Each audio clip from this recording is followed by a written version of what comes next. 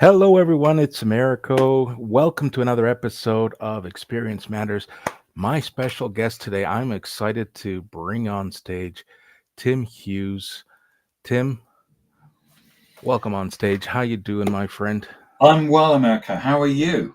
I'm doing very well for a Tuesday afternoon. It is allergy season, so my eyes are on fire, or at least they feel like they're on fire.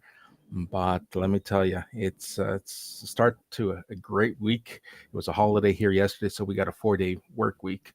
Oh, lovely. Yeah, so it's things are looking well. My calendar is full. I'm excited to have our conversation today. I know it's evening for you, so you're just winding things down It after is, this. yeah. I've got a gin and tonic here, and Fantastic. Well, then enjoy your beverage. thank you. I myself I've have actually got a cup of tea, but I have coffee as well. Well, folks, for those who do not know Tim, let me share. His area of expertise is social selling. He is the co-founder and CEO of DLA Ignite and a renowned uh, social selling expert, also author of Social Selling, Influencing Buyers and Change Makers. Now, he'll be talking a little bit about his book. We'll be talking a lot about social selling. And let me tell you, at the end, if you'd like to buy a copy of his book, I'll put up the QR code to the Amazon link. I'm sure we can all just search it up ourselves, but I'll have that handy for anyone who would like to attend or watch and buy a copy. So, with no further ado, why don't we jump right into the conversation? And why don't you share with us your journey and what you've done to become this leading expert in social selling? thank you. Very quick. I've been in sales for 25 years. Business to business enterprise. I started off selling human resources software and payroll software, and then I moved into selling financial accounting software. And it would have been 12 years ago. I've been on LinkedIn for 20 years. About 12 years ago, I started getting involved in social media, and I made a prediction that social media would become would take over the world and would be used by everybody, and everybody laughed at me and said it was just a fad and it would go away. And 2016, so 9 years ago, I bumped into a guy, Matt Reynolds, and I wrote my first book, Social Selling. It was the first book on social selling. That's nearly 9 years old. And the book that you're talking about is the second edition, which is I basically rewrote it in 2022 to update it. Social selling, it's in Cantonese if you want to buy that one. It's in Arabic if you want to buy that one, and it's in Estonian. I set up my company DLA Ignite 8.5 years ago with my business partner Adam Gray. We were both working at Oracle. We both left there and decided to set up our own business, and we've been helping organizations transform their sales teams. As well as doing that, we wrote a book called Smarketing in 2018, which if we wrote it today, it would be called RevOps, because it's about merging sales and marketing departments, and that's in Cantonese and that's in Vietnamese. Oh, that's So it's fantastic. been a bit of an interesting roller coaster. That is a very interesting roller coaster. I didn't realize, and I guess shame on me for not doing enough research. I didn't realize you had written or have copies in multiple languages. That is Yeah. fantastic. So we have a few people who have joined and want to welcome our guests. If you have questions for Tim, please feel free to Happy to drop take any questions. Yeah. feel free to drop them either in the chat, and if you'd like to join us on stage, you're welcome to do so. I've dropped the link in the chat, and I'll do that throughout the show. Today, we're multi-streaming across a variety of channels. We are streaming here on LinkedIn and my YouTube channel.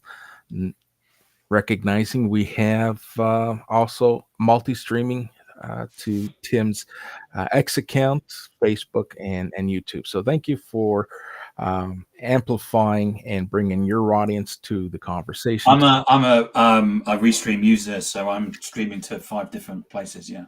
That is fantastic. All right, so let's move along here. Let's talk a little bit about the book. Mm. And you mentioned that you rewrote it. Yep. Now, I would imagine a lot because everything is changing so rapidly. Was there that much evolution in social media and social selling that Yeah, decided? what I wanted to do in the second edition was, so the first edition was really about taking the contents of my head and putting it down on paper.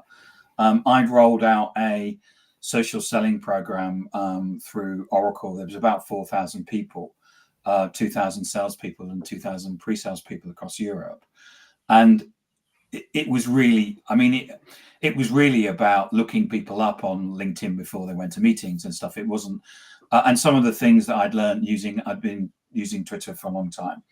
And what I wanted to do with the second edition was to take our learnings from DLA Ignite, as well as take learnings from people that I knew that were doing social well, and put them into the book. So it's a more practical book rather than at the first book. Actually, we had no customers at all, whereas we've been going for 6 years with the second book. And so what you get is there's a whole bunch of interviews that I've done with people. It's a far more practical book. It's got case studies. There's a recruitment consultant that's written, I mean, he wrote 2,000 words on how if you want to be found to get a job or found by a headhunter, then this is what you need to do. So there was all kinds of practical stuff in it. It's quite a different book. Fantastic. Now, one thing that really resonates with me, that the buyer-centric approach. So your book emphasizes on understanding the buyer's journey, and Yeah. I've been grappling with this for years, both in my corporate career and today, trying to help people understand the importance of the buyer's journey. And I really, that really resonates with me.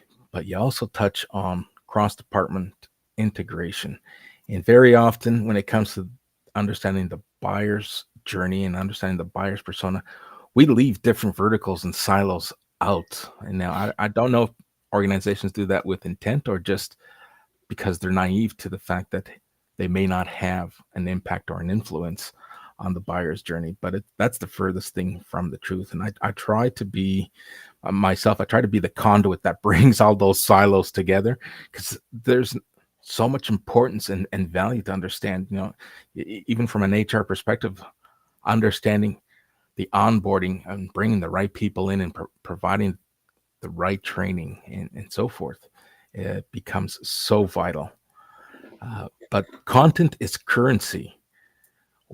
What were your thoughts around that, and how can we help our listening audience, whether on live or replay, understand the importance that our social presence? Can I pick off each of those items? Absolutely, Okay, right. absolutely. So the mistake that everybody makes with social media is you think it's a sales network. And it's not. It's a social network. So what happens is that if I walked up to you on the street and tapped you on the shoulder and said, "Do you want to buy a pension?" You'd tell me to go away and say, "Get lost, weirdo." But people think that they can basically come to social media and do that on social media, and everyone's going to go, "Wow, I'm going to buy whatever you're selling." And of course, people don't. I mean, the reason why you're the reason why you're being successful is that because you're seeing it as a social network, and what you're doing is that you're seeing it as a platform to have conversations, which it is. And what you'll find is that, and we've done loads of research on content and what content works and what content doesn't work. And we know that the best content that works on any social network is personal content. Because what we do when we come to a social network is we want to know about you. What do you do? Oh, wow, you playing football, or whatever it is. And the more that you share about yourself and the more that you tell your personal story, the more people will lean into you. And so when we talk about a buyer-centric profile, we're talking about there's you never get a second chance to make a first impression. If anybody sends you a connection requests, I mean, if I get a spam email, I'll look them up on LinkedIn to see if they exist. And so what happens is that your LinkedIn profile is your shop window to the world. And it's not about your company and your products. Yes, it's your profile. But the moment that you start talking about your company and your products, certainly high up within your profile, the conclusion that I jump to as a buyer is that you're going to try and sell me something. You're going to treat me like a piece of meat, and I'm going to end up in a line in the CRM. And every week you're going to call me up saying, why aren't you going to buy? And this is the mistake that people make. What happens is that people basically reject all of that and basically run away from it, rather than, if it's about you and your personality, we lean forward and we lean into it. So the most important thing that you should have is your LinkedIn profile should be buyer-centric. It should be showing your buyers, the people that you would want to buy, show them insight. Now, if you think about when you introduced me, said, this is what Tim did, and this is, and if we meet customers, we usually go, well, I've got this so much time in industry, and we justify all of that. That should be on your LinkedIn profile, because what your LinkedIn profile should do is it should stop when you're going on calls, you shouldn't need to actually introduce yourself, because it's all been taken place on LinkedIn. Brian Fanzo famously said that social media turns a handshake into a hug, and it does. What it does is it creates deeper relationships, and we should be doing that and seeing that from a buyer perspective. So that's the first point. The second point is about cross-departmental. That what you'll find is, what we all find is that actually the people that are on social are buyers, are customers, are employees, our future employees, our investors, our future investors. Everybody that's involved in the business is on social media. 63% of the world's population is on social media. So what we find is that quite often we talk to organizations about sales, and that's about transforming them away from going out and treating social as a sales network and treating it more as a social network. What we find is that once you actually talk to the sales department, HR actually suddenly realize that if they position themselves on social media, then what happens is that people are actually attracted to the people within HR. And what you're doing is that you're immediately supporting not only your existing employees, but what you're doing is that you're also supporting your future employees. So, because what you'll do is that people will be out there on social and they'll go, God, that looks like a really great company to work for. I'd like to work for it. And then what you're able to do is position yourself ultimately as the employer of choice within your market, because you'll get all the best employees. The third point, which is content is currency. Content is so important. What we're looking for is, from a buyer perspective, if we've got a great profile, content will allow build trust and build relationships. Because what will happen is you'll look at content and go, that's really interesting. I'm really curious about that, or whatever. It drives people to you. The other thing about content is the fact that a lot of people say that likes and comments are basically vanity metrics. They're not. They're actually modern day prospecting. The reason for that is if anyone likes or comments on your post, what they're doing is that they're basically saying, this digitally resonates with me. Now, the mistake again, what people make is that what they do is that they post basically a picture of a brochure or something, and of course, no one's interested because it's corporate propaganda, and no one's interested in brochures or brochure-ware or case studies, because they all say the same thing: buy my product because we're great. The reason why you don't get much engagement on those is that if I drop a like on a pic of a brochure that's been posted, basically the assumption is of the person that's posted it is that they're going to come to me and immediately pitch to me, because they think that if I've actually liked a post of a brochure, I'm liking liking the product, and basically, I'm going to say, sell me two, and they're both red or something like that. Whereas if we're actually posting personal content, what happens when we like it is that people aren't expecting to get a pitch. And what they're doing is that they're actually seeing, the more that we see of you and you telling your personal and professional story in the content, the better it is. Long time to go over that, but that's going through those 3 points. No, that is fantastic. I learned myself and made, and like most of us do, we learned by trial and error. And it wasn't until late last year where I realized, hey, I need to do something different about my strategy, because just hitting the keyboard and posting just isn't resonating. And as passionate as I was about what I was posting, it wasn't getting the engagement. And here, And Michael LeBlanc makes a really great comment there, which is that I posted a picture of my action figure, and I heard from a friend I haven't heard in contact in 30 years.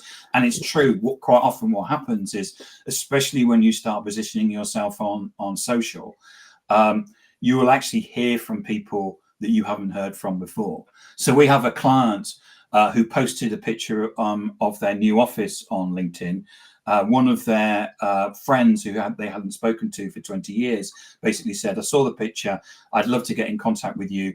We have, and I'm going to, the figures are right, $500 million framework agreement that we would like you to bid for. $500 million framework agreement off the back of a post of their new office on LinkedIn, because it was someone they hadn't seen for 20 years. wow. Yeah, so Just Michael, in case there's anybody out there that thinks that social selling doesn't work. it does. And I'm noticing, I mentioned to you before we went live, I understand where I am in the ecosystem. I understand that I'm a microscopic creator, and small fish swimming in a large ocean. But I'm following the advice of people that are near to me, people who have mentored me. And you know what? This advice resonates. I talk about it now. Understand that this is a long game. Don't try to nurture and cultivate something and expect overnight success, overnight gratification, because it takes time. Yeah. So what I'm gonna say is that if you use, so we train SDRs, so business development representatives, so people that are usually doing outbound cold calling or email. We train those people, and we train salespeople. And to give you some idea, from if you take a typical SDR, an SDR, LinkedIn will allow you to send 200 connection requests a week. So if people have got a pen and paper, they can do the maths. If you know the right way of doing social selling, you should be getting something like a 60 to 80% acceptance rate on those connection requests that you send out.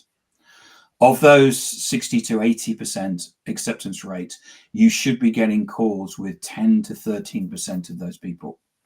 And you should be, from those calls, getting something like a next action from 34%. These are from the benchmark that we've been running for 26 months now. It gives an average of our clients. That gives you some idea of, I do understand when people say that social selling takes a long time. If you're focused and do it from an SDR perspective, that's the sort of response that you should be getting. That's a best practice response. So if anybody out there says they're social selling, that's the sort of figures that you should be getting. Well, let's jump into that, because I put out a poll leading up to today's conversation, and the question was, do your team currently use social selling strategies? About 63% as of this morning. 63% of people saying yes, we use social selling actively. Now, I look at this and kind of ponder and scratch my head. Why are people so quick to say that they're using it, but we don't see enough of it? Is there a misunderstanding? I'm not aware of. I mean, we've got clients like Salesforce, Oracle, people like that, but the majority of people on social media are not social selling. So let's dive into that.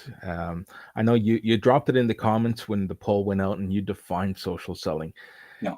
Can you walk us through that definition again, just so that we understand the Good point. concept? Good point. So our definition of social selling is using your presence and behavior on social media to build influence, make connections, grow relationships and trust, which lead to conversation and commercial interaction. So, fantastic. So why do I feel, and I'm trying to be selfless here, but I'm going to ask a personal question. Why do I feel compelled when I'm exercising my DM strategy, my outreach strategy? Why do I feel compelled to tell someone that I'm not here to sell them anything? I'm just nurturing and building my community. Um, well, I mean, are you saying that authentically or No, I'm saying that authentically because I'm trying to be proactive to the questions that people will come at me. It's like, I'm not interested in what you're selling. It's like, well, hold on a second. I, if I'm giving out that vibe, then I got to change my invitation strategy. But there's a number of things that we need to work through. First and foremost is your LinkedIn profile. So if your you look at pretty much 100% of salespeople's LinkedIn profiles, they look like just another salesperson. There's nothing that differentiates them, and nothing that shows that they have any knowledge of their industry or any knowledge of their customers or anything like that. There's no demonstration on. Um, so first and foremost, you've got to have a buyer-centric profile. You know, you don't get a second chance to make a first impression. The second thing is about connecting with people. Most people think that connecting people is about them, and what they're going to do is what they'll either do is connect to you and immediately pitch, or what they do is that they pitch in a message. And as I said before, LinkedIn is not a sales network; it's a that's right. social network. Yeah, Yeah. and the moment you come onto it and start selling, the response you'll get will be pretty much zero. I mean, I'm talking to a company at the moment that are sending out spammy messages, and whereas we're getting a 60 to 80% acceptance, they're getting something like a 3% acceptance, and I'm surprised they even get that. Because most people who send spam, especially over any network, are not going to be. You Well don't build received. trust and relationship by sending people spam. The important thing about if you connect to people is understanding that it's not about you; it's about the other person. Absolutely. Um, and um, and the key thing is that you will sell more by not selling, because we all know that it's a bit like when I told the story of if I come up to you and tap you on the shoulder and say, "Do you want to buy a pension?" You say, "Well, who are you?" and go away, weirdo. It's the same. It's just the rules of the world are the same on digital as they are in the real world. You should be saying thank you. You should be saying please. You should be being nice to people, and just thinking that you can basically tap on people's LinkedIn profiles and them suddenly buy. You're living in cloud cuckoo land. Well, don't we say like, know, and trust? Yes. That doesn't happen from a click, right? It No. takes time. Yeah. Well, And it can. I mean, if you've got if you've got a good LinkedIn profile, a buyer-centric LinkedIn profile, and your job is sales, people understand it, but people will actually give you the benefit of the doubt. And if you don't immediately pitch to people, then again, people will give you the benefit of the doubt. But the more you start seeing LinkedIn as a social network and not as a sales network, the better. yeah, I totally agree. And I try my best, and sometimes I catch myself sounding salesy and pitchy when that isn't my intention. And you're right, I do get better engagement and better acceptance rate when I just come on live, have a conversation. Like, these live events have really been a game changer for me. I'm not selling anything. I'm here to build community. I'm here to bring value to my community, and I do that through my guest speakers as well as the subject matter. And it's at the end of these shows, whether it's a week or 2 weeks or sometime down the road, I'll get a DM saying, "Hey, I watched the replay on your social selling episode. Uh, I'd like to hear more, or can you introduce me to Tim?" And that was never happening before when I was just jumping on and posting. So there's a tremendous opportunity, and we'll get into it a little later. But I want to just So Kendra Knowles asked the question that says, yeah. would you agree that when you are providing value, the hope is always that they will get to the point where they want to pay for more, even if you have the intention of truly helping? It starts with the value and leads to more. So Kendra, don't be offended, but I don't like the word value, partly because it's meaningless, and nobody knows what it means. And quite often when someone says value, they actually think it's a brochure. So but what you should be doing is you should be educating, you should be insightful. What we're doing here in terms of the providing the free advice. So if that's what you call value, then yes. So the three things that you need to do, that you need to be on social, is you need to have a buyer-centric profile, you need to have a wide and varied network, and you need to have content. So the importance of content is that you are showing up every day and you're showing your expertise, whether it's our clients have this problem, or and this is how we solved it, or better still, because you'll get more engagement, is a variety of product, variety of content, which will be, this is what I do at the weekend, this is what interests me, because this is what as people and as humans that we're actually interested in. Early days, we're not interested in your company, we're not interested in your products. You probably don't even remember, apart from the fact I've got it on my name here, you don't even remember the name of the company that I work for. And so what we find is that on social, we're connected to people personally, and it's all about personality rather than brand. We're connected to people because of, there's a comment down here about from Kenneth Dunner, who said, Timothy Hughes is a gem of a gentleman, of a human being and a friend of mine, and to Million, who shares his goodness and other kinds of betterment of humankind. Now, that is just an amazing statement that someone could make, and clearly I'm doing all the right things, and that's what we need to be doing. Now, the issue with that is quite often what we find is that sales leaders seem to be a little bit more about red meat, and they think it's all about sitting in when we're sharing stuff, and sharing and helping people, it's like we're sitting in a circle and humming kumbaya. And I can tell you that based on the figures that I gave you earlier on, that there is no other demand generation facility that is getting those sort of results. There's nobody cold calling, and nobody is using email marketing in such a way that you can get that level of results. So from a sales leadership perspective, what people need to do is start being led by the data and understanding that you can get this sort of level of results with social, rather than saying, I actually want to hark back to what we were doing 40 years ago. There's a fine line. You build the starter relationship as the conversation moves to the point. So one of the things that we found quite early on is that salespeople couldn't have meetings. They couldn't have conversations. So one of the things that we've had to do is actually, we were getting a lot of people saying, I'm getting the meetings, but the meetings don't work. And the reason for that was that they were turning up to the meetings, treating them like what's the budget, what's the authority, what's the need, and what's the timescale. And immediately that's a sales meeting, and that's not what people have actually turned up for. Whereas if you actually have a conversation with people, I can guarantee you 100% the person will actually turn around and say, pitch to me. They don't actually use those words, pitch to me, but you will get an opportunity to pitch to that person. So I was on a call with a marketing leader today, and she said, so what are these meetings like? Because I personally, I don't know, but there seems to be different qualities of meetings. And I said, well, at the meeting, you will be asked to pitch to them.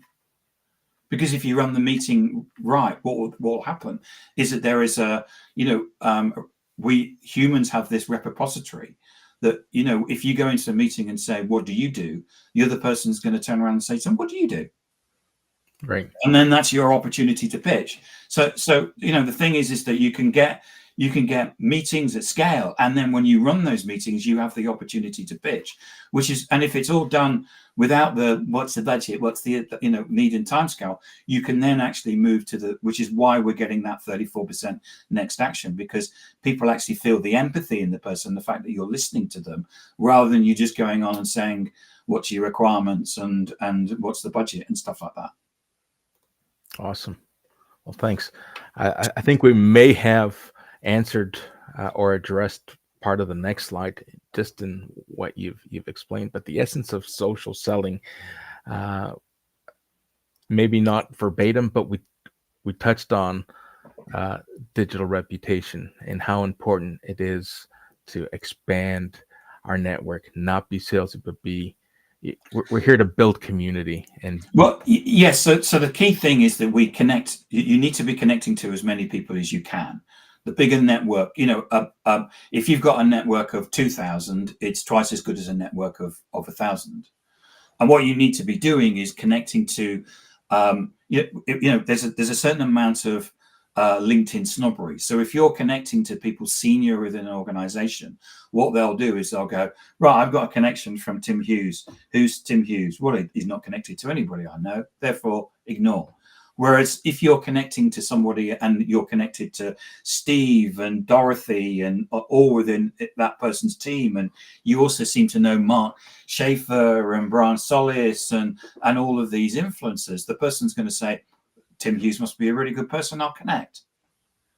So digital reputation, as you say, is critical in terms of making sure that you've got, when you're connecting to people, you've got that they're seeing that you are the whole that you should be. You understand their business. You understand you're connected to senior people in the business and in the industry. The other thing is that when you're connecting into companies, you shouldn't be just connected to one person. You need to be connected to multiple people. And as I said, LinkedIn enables you to send 200 connection requests a week. So you should be using those. Now, if you want to target Ford Motor Company, you shouldn't be just connected to one person. You should be connected to 10 people. And again, back to the LinkedIn snobbery of, oh, look, he's connected to the whole of my team, therefore I will connect. And that's again really, really important. The other thing is about when you're sharing content, and what you're doing is that you're sharing it in a way that gives you visibility. What you'll find is that companies tend to be more connected to each other than they do with outside companies. So we've all been in that meeting in corporate where everybody says, let's connect to each other on LinkedIn. So we all do.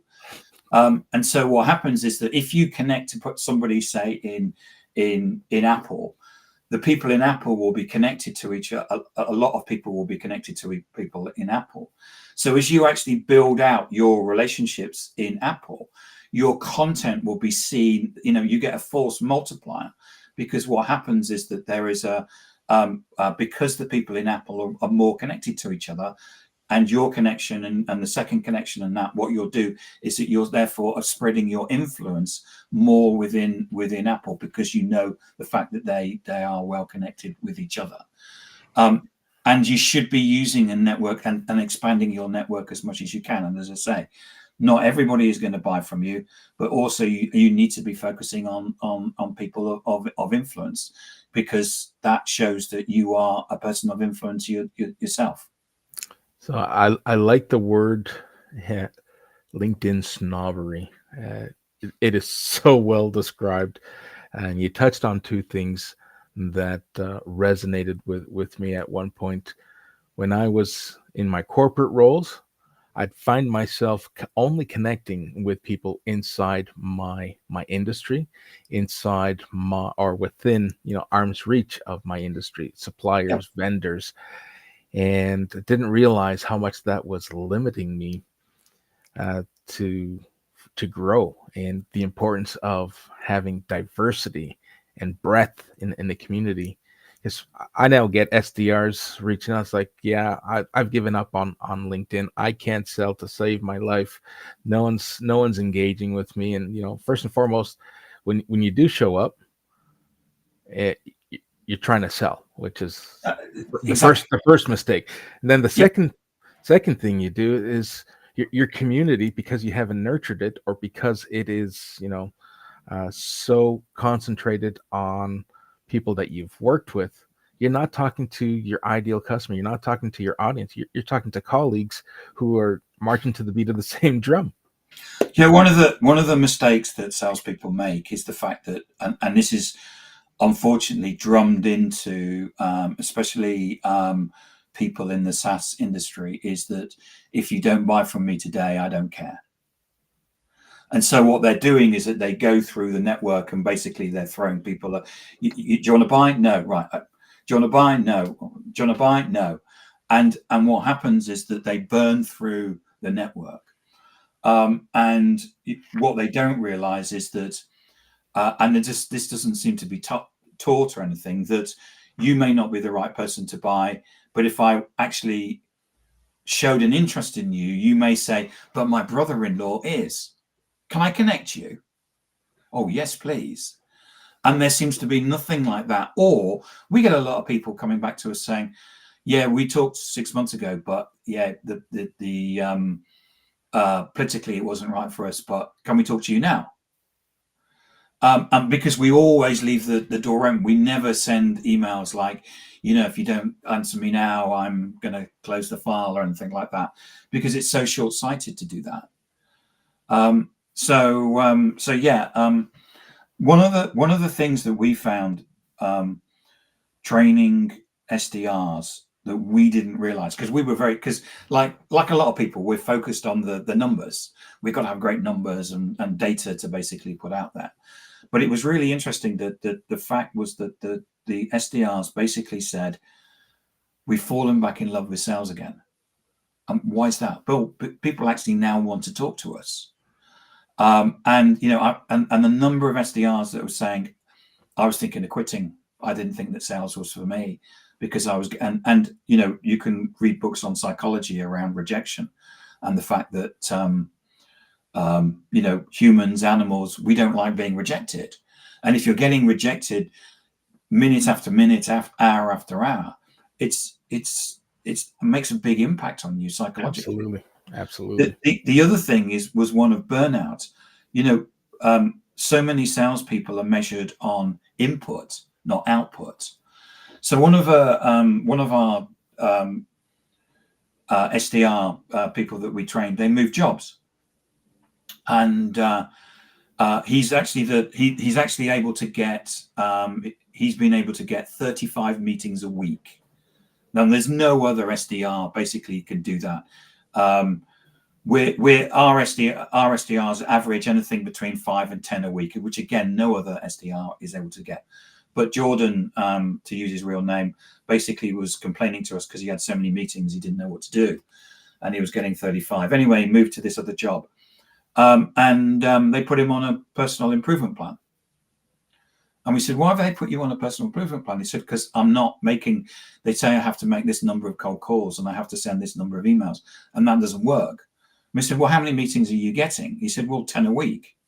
He said, I can't be bothered to do the other. I can get 35, but they don't seem to want me to do the more of that. So I just get 10. So how much are the other SDRs getting? Oh, about 1 or 2 max. And they put you on a pip because you're getting 10 meetings, but you're not making enough cold calls. It was just bizarre how they were treating this person who was by far making loads and loads of meetings, but because he wasn't working on the input,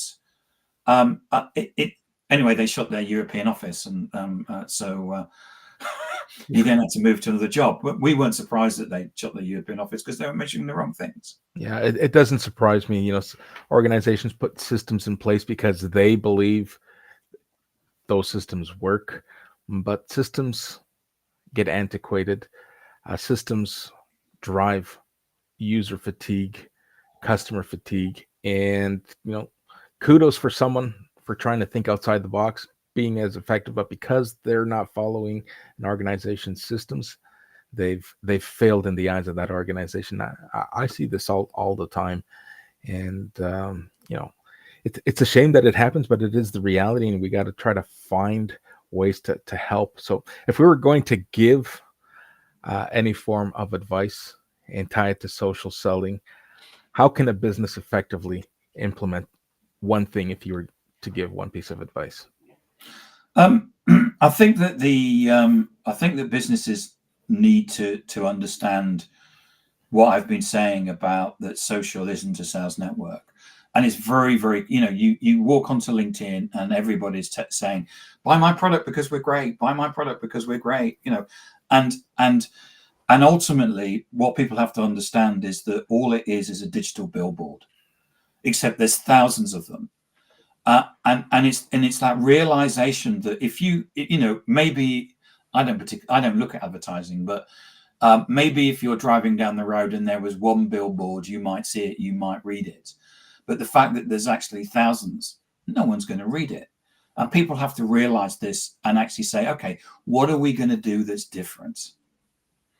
And understanding that we've got loads of data that backs this up, which is that what people are buying into is humanity and people that are being human. And it's about how do we translate the people and our employees and put that out onto to social. And that's one of the things that they need to be thinking about. I mean, I've talked about the three things you need, which is the bar-centric profile, a wide and varied network, and unique content. And the only other thing that I would suggest is that you need to have a strategy. What I see a lot of people doing is what we call posting and hoping, which is that people will, here's me at the sales kickoff, and somehow or other you think that someone's going to pick up a phone and say, wow, that's amazing, can I buy your product? I want 2 of them in blue. I mean, it doesn't happen. And so why do people keep doing it when nothing happens? The whole point of marketing is that we get some return on our investment. And maybe it's because the investment of putting something on about our sales kickoff, the investment was only our cost of time. So we're not actually measuring it. So let's pause on that for a second. Yeah, sure. And tie in the question and the conversation piece that you and I were having before we went live. Now that sales kickoff, that selfie, where an SDR is at a sales kickoff, that typically is something that is vetted by an organization. Okay, you got the green light, go ahead and post it. Now, when it comes to social selling, and I'll say it first, I'll be the first to put my hand up. I ran into this difficulty wanting to improve my social selling skills for myself and for my teams, but I wasn't allowed to because it was just too much bureaucracy, too much red tape, social media policies embedded in organizations that, what people say, it's not worth the trouble. By the time I get something vetted, the campaign will be over. Yeah. Right. So how can we help those sales professionals? How can we help those businesses understand that, hey, at some point, trust needs to be a factor? Yeah, the important thing is that you trust your employees. I mean, what we do is that we provide companies with a strategy that teaches people how to use social in a mechanism and a process that ultimately will drive revenue. What organizations need to do is actually just as the same as that they teach people how to use, diversity training and health and safety training, and nobody seems to say, okay, what we're going to do is we're going to do some social media training, and then what we're going to do is that we're going to trust our employees. People by people, and people, the LinkedIn shows that the average employee gets 561% more engagement than the brand. And while a brand is important, for many organizations, especially small ones, it's not important. But the people that and the thing that people are grappling with on, especially marketing departments, is that social is about people. It's about the relationship with me. It's about the relationship with Kenneth. It's about the relationship with Daniel or whoever it is. And therefore, that's the thing that people are struggling with. And what they need to do is that they need to start seeing social as a strategy realizing that they can get, I've given the figures in terms of the if you're converting that level of number of leads that you're getting in, then you're going to be back on the path to growth because of the revenue that you're going to pull in. I'm a sales guy. Everything that we do in this organization is about generating revenue. It's not about fluffy putting flowers on your LinkedIn profile or anything like that. This is about driving business. And I think what happens is that people have become so used to getting no results from cold calling and email marketing and advertising that they expect the same from everything else.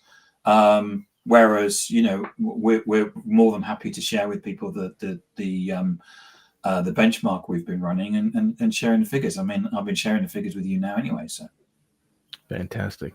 So in terms of measuring ROI, decision makers at many businesses, that's the first thing they want to know. It's like, all right, so if I take the time, I train my front line, I trust them, I'm going to buy into this idea, but how do I measure the ROI? Any advice? Yeah, two ways to measure the ROI. Is the same as what we do with any other sales. Is we measure the number of meetings, the number of proposals, and the amount of revenue. I would always recommend that every business now, especially if there's 60% that are saying that they're social selling, I would be really interested to see the value of revenue that they're driving from it and from a campaign code. So all organizations should have a campaign code at least for social selling. Therefore, for measuring it, all organizations should at least be driving 25% of revenue now from social selling. All organizations should be tailing off the cold calling and the email marketing. Funny story, we actually had an email marketing company come to us and say, we're not selling anything. I said, yeah, but you're doing email marketing, aren't you? And they say, yeah, our email marketing system doesn't work. So they actually got us to teach them how to do social selling. So they're actually social selling an email marketing system that doesn't work. Which is maybe it's I'm British. I love the irony of the fact that they're social selling an email marketing system that doesn't work. I love that. I was late to the email game. In fact, so late that I had my heels dug in really deep when it came to email marketing for a multitude of reasons. I put out my first email campaign yesterday just to prove to myself that, hey, is there hope for email, or am I going to prove myself right? And my gut was right.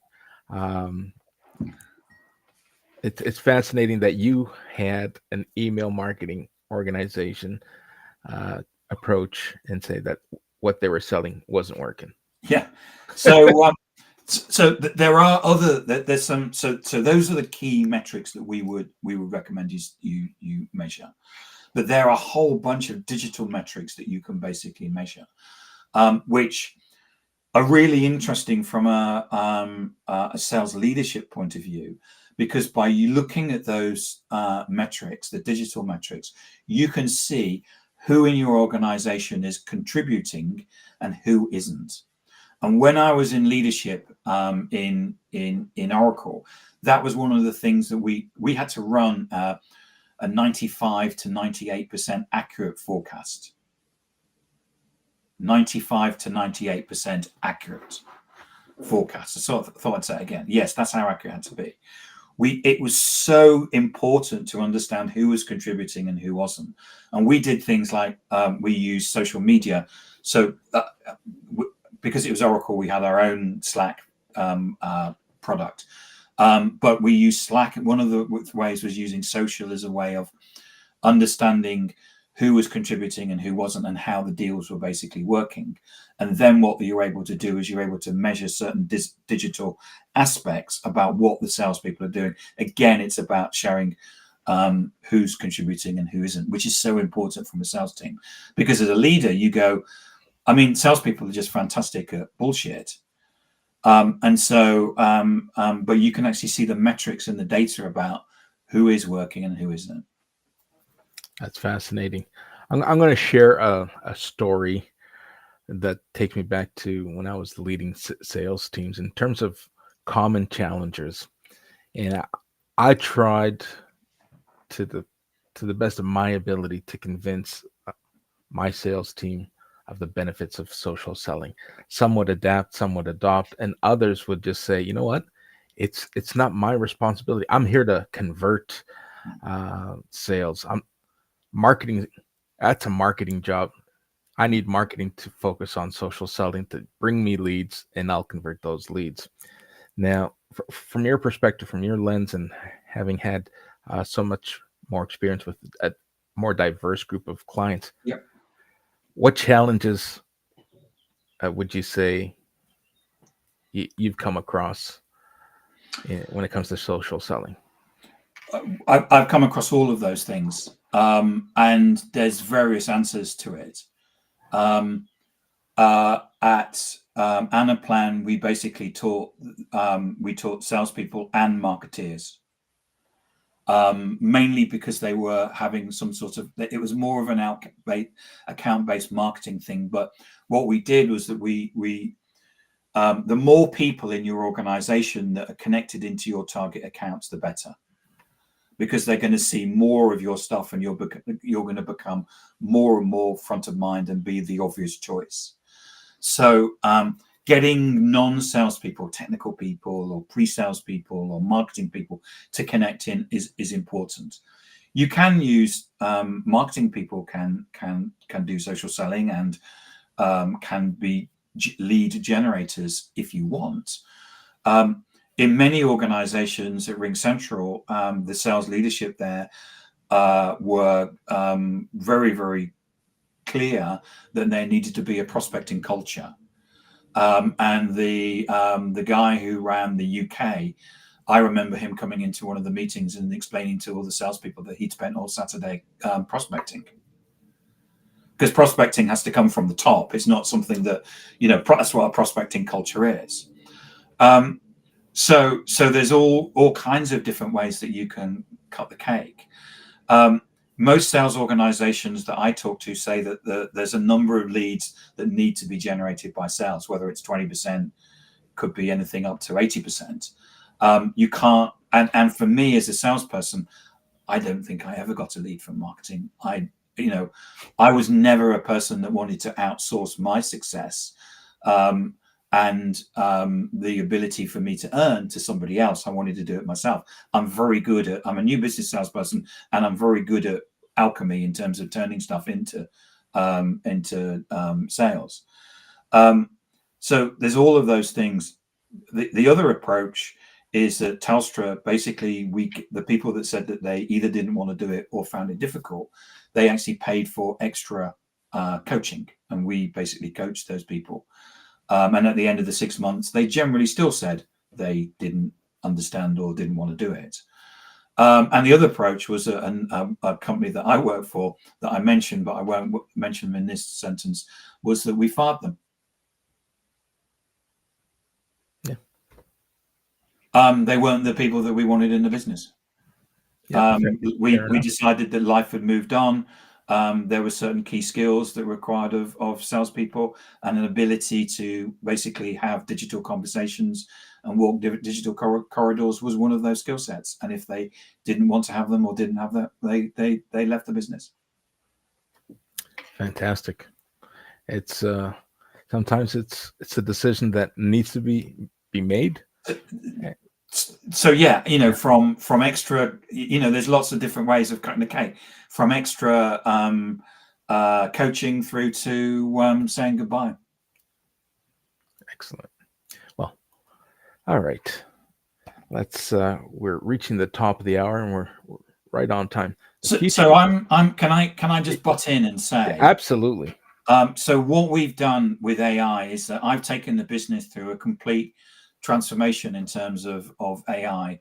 Part of that, within our organization, we have to have a philosophical discussion about AI, and so that's one of the things that we've done. And we've actually now created an AI teammate I'm really proud of the culture that we have, which is that one of our team said, I need to think about this. And he went away and he's created this sales teammate. And it's just amazing. And we're just in the process of talking to people about it. We don't know whether to take it to market or we'll bundle it in with all of our social selling training and coaching.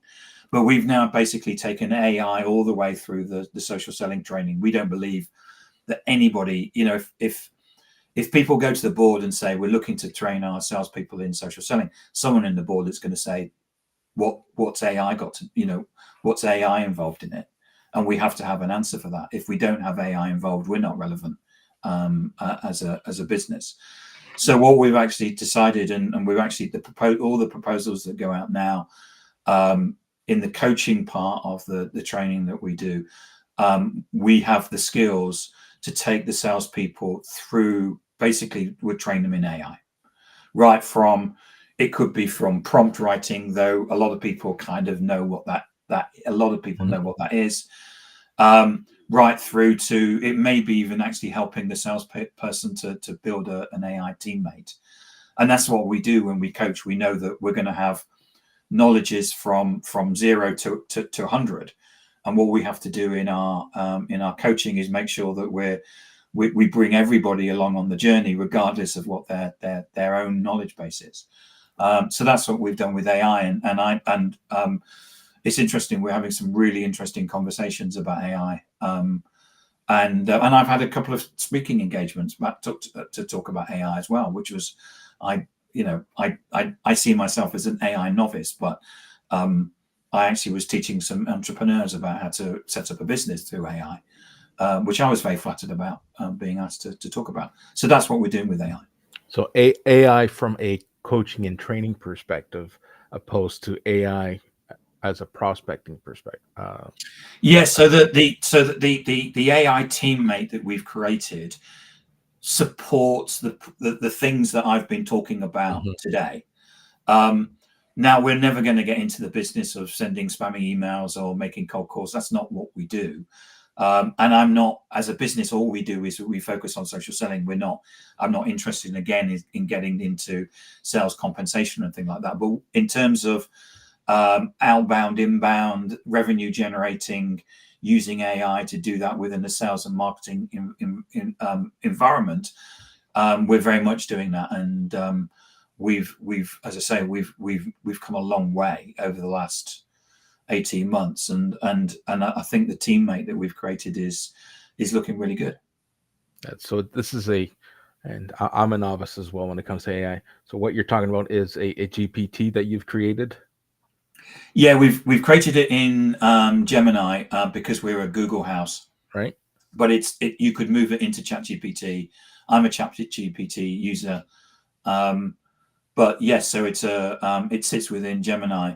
And we're pushing it as far as the memory. It's as we actually need more memory, but it will be a great tool, and we're doing a lot of work and development on it to enhance it. We see it as a really good place to focus time. That's fascinated to hear more about that as time progresses. In terms of building community, the future as I see it, and I'd like to get your thoughts, building community kind of goes hand in hand with this whole video dominance. Now, I'm not one, and I know I won't have any success at posting my short videos and dancing around and trying to bring value to my audience there. My value I see is in this medium that we're engaged in. And look at the lovely comments that you've got in the I mean, come on. If you need to screenshot those, and if you're ever feeling down, you get them out and read them. No, it is great. I do go back to the replays. Thanks, Daniel. And go through the comments, and from time to time I will share the comments, because it's no different than getting a 5-star Google review. Customer sentiment and audience sentiment is the same, and I value it just as much. Yes.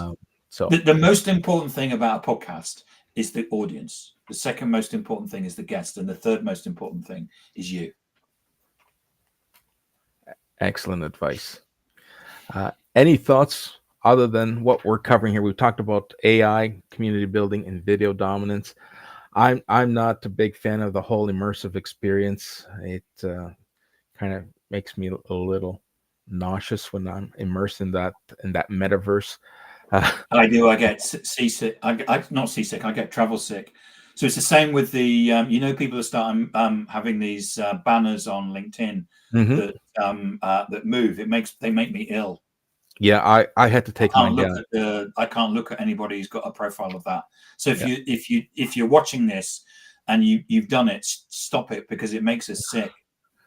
yeah. I put it up and instantly I said, yeah, I don't like it. It almost induces vertigo because It you're does. It does. right. It gives me a headache. I can't look at anybody's LinkedIn profile, which is the pointless thing. Anyway, All right, did so you? What's the next slide? What's the next slide? Because we're kind of at the time, aren't we? And people are starting. this is the last slide. Okay, there was one about where you could buy my book. There wasn't there? Oh, that's not a slide. That's a QR code. So Okay. we're gonna wrap this up, and let me just pull up that QR code.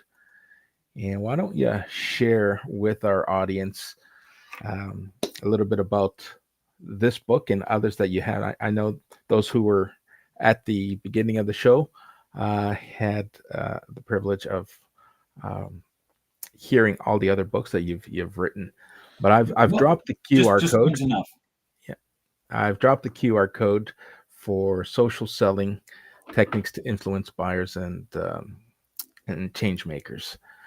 So if you're interested in Tim's piece of work, feel free. We have people scanning the QR code as we speak. So that's fantastic.